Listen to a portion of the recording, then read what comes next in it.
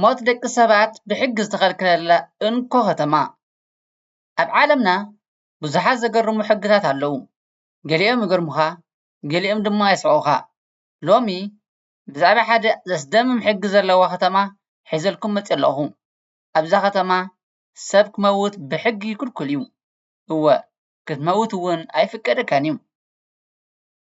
እዛ ከተማ ሎንጌርባየን ትበሃል። ኣብ ኖርዌይ እያ ትርከብ። ኣብ ጫፍ ሰሜናዊ ንፍቀ ክቢ ዓለም እያ ትርከብ። ስለምንታይ እዩ ምሟት ዝተኸልከለ? ሰብ እንተሞተ ኸ እንታይ ይኸውን? ኣብዛ ከተማ ካብ ሰብ ንላዕሊ ድርብ ዝኾኑ ኣራዊት ኣለዉ። ክሳብ መወዳእታ ምሳና ፅንሑ። ንቻነልና ሓደሽቲ ዝኾንኩም መደባትና ኣብ ግዜ ክበፅሓኩም ሳብስክራይብ ጌርኩም ክትከታተሉ እንዳተዘኻኸርኩ ናብ ካልኦት ኣሕዋትናን ኣዕሩኽትናን ንኽበፅሕ ድማ ሸር ላይክ ምግባር ኣይንረስዕ። ሰናይ ምክትታል። ስለምንታይ እዩ ኣብዛ ከተማ ምሟት ዝተኸልከለ? እቲ ሳይንሳዊ ምኽንያት። እቲ ምኽንያት ጭካነ ዘይኮነስ ተፈጥሮ እዩ። ኣብዛ ከተማ ፐርማፍሮስት ዝበሃል ኩነታት ኣሎ። እዚ ማለት ድማ እቲ መሬት ንኣሽሓት ዓመታት በረድ ዝኾነ ወይ ናብ በረድ ዝተለወጠ ኮይኑ ስለ ዝተፈርደ እዩ።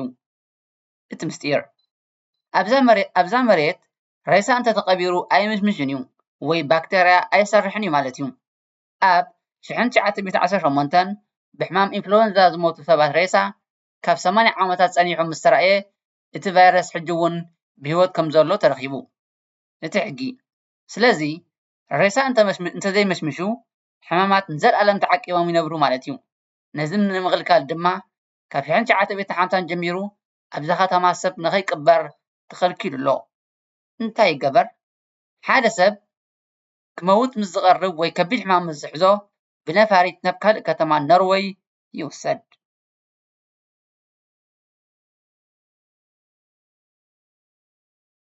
ከተማ ድርብ ኣራዊት ፖላር ቢርስ ካብ ሰብ ዝበዝሑ ድቢ። ኣብዛ ከተማ 3000 ዝኾኑ ፖላር ቢር ወይ ድማ ፃዕዳ ድቢ ኣለዉ። ደቂ ሰባት ግን 2500 ከባቢ ጥራይ እዮም። ስለዚ ካብ ሰብ ንላዕሊ ኣራዊት ይበዝሑ ወይ ፖላር ቢርስ። ናይ ግድን ብረት መሓዝ። ኣብዛ ከተማ ካብ ማእከል ከተማ ወፃኢ ክትወፅእ እንተደሊኻ ብሕጊ ናይ ግድን ብረት ወይ ሪፍል ክትሕዝ ኣለካ። እዚ ንባዕልኻ ንምክልኻል ማለት እዩ። ክፉት ማዕፆታት። ኣብዚ ሰባት ናይ መኪንኦም ይኹን ናይ ቤቶም ማዕፆ ኣይቁልፉን እዮም። ስለምንታይ? ሓደ ሰብ ብድቢ ክጥቃዕ ምስ ዝጅምር ዘላቶ ቤት ኣትዩ ንኽድሕን ተባሂሉ እዩ። ካልእ እዛ ከተማ ትልለየሉ ፍሉይ ጠብያት እውን ኣሎ። 4 ወርሒ ፀልማት 4 ወርሒ ብርሃን ፖላር ናይት። ኣብዚ ዓዲ ወይ ከተማ ካብ ወርሒ ጥቅምቲ ክሳብ ለካቲት ፀሓይ ፈፂማ ኣይትበርቕን እያ። ን4 ወርሒ ሙሉእ ፀልማት እዩ።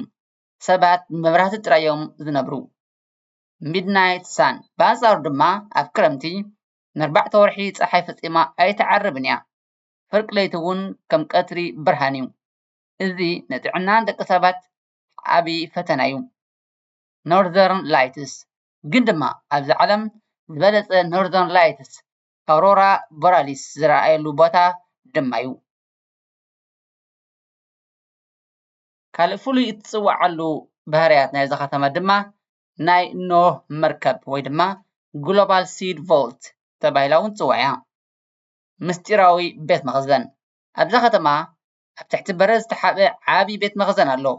እዚ ድማ ስቫልባር ግሎባል ሲድ ቮልት ይበሃል። ዕላምኡ ኣብ ዓለም ዓብይ ጥፍኣት ውግእ ወይ ተፈጥራዊ ሓደጋ እንተጋጢሙ ዘርኢ ኣትክልቲ ዓለም ንኸይጠፍእ ተባሂሉ ዝተሰርሐ እዩ። ካብ መላእ ዓለም ዝመፁ ሚልዮናት ዓይነታት ዘርኢ ኣብኡ ተዓቂቦም ኣለዉ። ናይ ኖህ መርከብ ንብሎ ድማ ንስ እዩ። ካልእ ፍሉይ ተሪኦ ናይዛ ከተማ መነባብሮን ፍሉይ ባህልን። ጫማ ምውፃእ። ኣብዛ ከተማ ናብ ሆቴል ቤት መፃሕፍቲ ወይ ድማ ቤት ፅሕፈት ክትኣትው ከለኻ ጫማኻ ምውፃእ ባህሊ እዩ። እዚ ካብቲ ጥንታዊ ናይ ነጋዶ ከሰል ኮል ማይነርስ ዝመፀ ባህሊ እዩ። ግብሪ ወይ ታክስ ፍሪ። ኣብዚ ግብሪ ብጣዕሚ ትሑት እዩ። ኖርዌይ እኳ እንተኾነት ፍሉይ ቁጠባዊ ዞባ እዩ። ክትውለድ ኣይትኽእልን። ከምቲ ምሟት ዘይፍቀድ ኣብዚ ንኡስ ሆስፒታል ጥራይ ስለ ዘሎ ነፍሰ ጾራት ደቂ ኣንስትዮ ቅድሚ ሕርሰን ናብ ካልእ ከተማ ክኸዳ ኣለዎን። ስለዚ ኣብዚ ዝውለድ ህፃን የለን። ኣብ መወዳእታ ሎንጌር ባየን ሙማት ዘይፍቀደላ ሰብ ክውለደላ ዘይክእል ድቢ ዝበዝሑላን ዘለዓለም እትዕቅንን ፍልይቲ ከተማ እያ። እዚ ኩሉ ዝኸውን ዘሎ ድማ ምስቲ ተፈጥራዊ ኩነታት ተዓጣጢፍካ ንምንባር እዩ። ንስኹም ከ ኣብዛ ከተማ ከምዚኣ ዝበለት ከተማ ንሓደ ወርሒ ንኽትነብሩ ምደለኹም ዶ? ኣብ ኮመንት ጻሓፉለይ። እዛ ቪድዮ እንተፈቲኹማ ላይክ ግበሩ፣ ንኻልኦት ንምፍላጥ ድማ ሸር ግበርዋ፣ ሳብስክራይብ ምግባር ኣይትረስዑ። ቀጻሊ ብኻልእ ዘገርም ዛዕባ ክሳብ ንራኸብ ሰላም ቅነ። ቤት ተዛነ ዩቲዩብ ቻነል። Far beyond the Arctic Circle, closer to the North Pole than most humans will ever go, lies a small town called Longyearbyen. Longyearbyen is located on the Svalbard archipelago, a group of islands owned by Norway, and nature Narsapatram people here. For 4 months, the sun never rises. For another 4 months, temperatures drop below -0°C. Longyearbyen is famous for one shocking rule. People are not allowed to die in this town. No burials, no permanent graves. Death is relocated. This permafrost prevents bodies from decomposing. Even people buried over 100 years ago remain preserved in ice. Scientists once discovered traces of the 1918 Spanish flu virus in frozen bodies here. Today, anyone has no nursing homes, no end-of-life care facilities, because the town cannot safely bury the dead. Even childbirth is restricted. Pregnant women must leave the island weeks before delivery. Here, carrying a rifle is normal. Not for crime, but for protection can be deadly. Despite the danger and isolation, Longyearbyen is peaceful. People look out for each other. Crime is rare. Survival depends on trust. Climate change is now threatening the town. The permafrost is slowly thawing. Buildings crack. Longyearbyen teaches us something rare.